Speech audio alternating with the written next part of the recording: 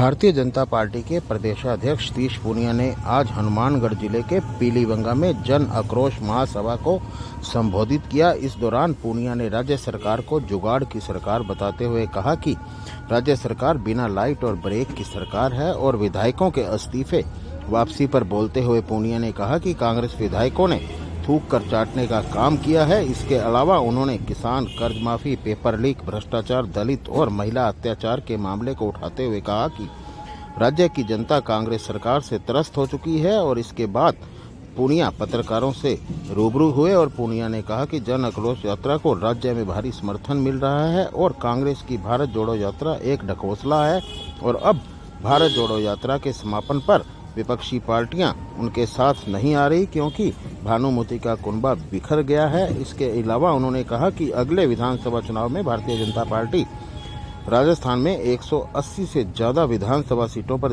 जीत दर्ज करेगी और जन आक्रोश यात्रा भी राजस्थान में भारतीय जनता पार्टी की जीत में अहम भूमिका निभाएगी। इस मौके पर पूर्व मंत्री डॉक्टर राम प्रताप और सांसद निहाल चंद, पीलीबंगा विधायक धर्मेंद्र मोची व अन्य भाजपा के नेता मौजूद रहे। 4 वर्षों में कांग्रेस पार्टी का आलाकमान इतना कमजोर हो गया कि वो कांग्रेस के विग्रह का कोई समाधान नहीं कर पाया।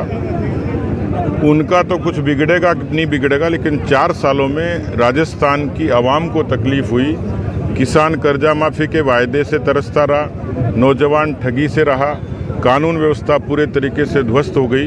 इसलिए किसी दल में या किसी सरकार में जब अस्थिरता होती है तो उसका नुकसान राजस्थान की आवाम को होता है, वहाँ की आवाम को होता है। मुझे लगता है कि जिस तरीके से कांग्रेस का विग्रह है वही कांग्रेस के पतन का कारण बनेगा। देखिए, अब तो अशोक गहलोत अपने आप को जादूगर कहते हैं, लेकिन कोई भी जादूगर अब कांग्रेस की पतन को नहीं रोक पाएगा। लोग उनके सियासी पाखंड को समझ गए हैं और इसलिए जो बजट में कुछ भी करेंगे लोक लुभावन होगा, लेकिन लोग अब उन कांग्रेस पार्टी के झूठे झांसों में कतई नहीं आने वाले। देखिए, भारत को तो पहले से जुड़ा हुआ है, तोड़ने का काम जिन्होंने किया वही भारत जोड़ने का स्लोगन लेकर निकले, लेकिन बेहतर होता कि वो कांग्रेस को पहले जोड़ लेते, क्योंकि वो विग्रह आज भी बरकरार है। कांग्रेस पार्टी कश्मीर से कन्याकुमारी तक और कच्छ से कामरूप तक नक्शे से गायब होती जा रही है। इसलिए भारत जोड़ो का उनका नारा मुझे लगता है सियासी पाखंड है। भारतीय जनता पार्टी की जन आक्रोश यात्रा ने बहुत अच्छे मुकाम हासिल किया है। 2 करोड़ लोगों तक हम लोग गए हैं, 62,000 सभाएं हम लोगों ने की है, 5 लाख कार्यकर्ता मोटिवेट हुए हैं, 14 लाख समस्याएं आई हैं। कुल मिलाकर जन आक्रोश यात्रा के बारे में इतना कह सकता हूं कि 2023 में सत्ता बदलने का जो बड़ा कारण है वो जन आक्रोश यात्रा ही बने।